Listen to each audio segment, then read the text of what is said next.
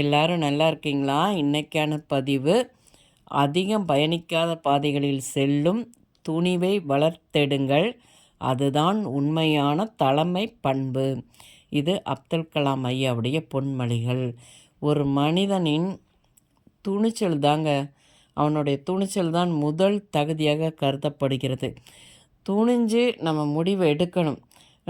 நம்ம ஒரு ஒரு ஏதோ ஒரு விஷயம் பண்ண போகிறோன்னா, 10 பேர்கிட்ட நம்ம ஐடியா கேட்டோம் அப்படின்னா, 10 பேர் 10 விதமான பதில் சொல்லுவாங்க. எப்பயுமே யாருக்கிட்டேயும் போய் நம்ம ஐடியா கேட்டுட்டுலாம் இருக்கக்கூடாதுங்க.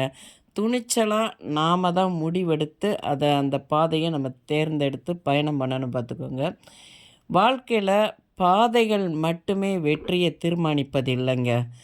பயணிப்பவனின் முயற்சிகளே அந்த பாதையில் பயணம் பண்ணுறான் இல்லையா, அவனுடைய விடாமுயற்சிகள் தான் அதை தீர்மானிக்கின்றன பார்த்துக்கோங்க. பொதுவாக சவால் நிறைந்த செயலில்தான் சாதனை ஒளிந்து இருக்கிறது.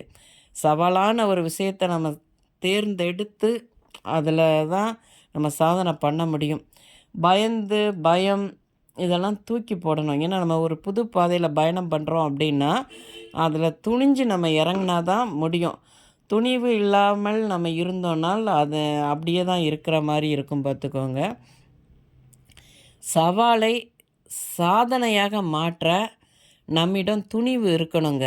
துணிவு இருந்தால்தான், துணிச்சல் இருந்தால் தாங்க அந்த சவாலை சாதனையாக நம்ம மாற்ற முடியும். நம்மக்கிட்ட திறமையும் இருக்கிறது. அதை என்றைக்குமே நம்ம மறந்துடக்கூடாது. ஒவ்வொருத்தர்ட்டையும் ஒவ்வொரு திறமைகள் இருக்குது.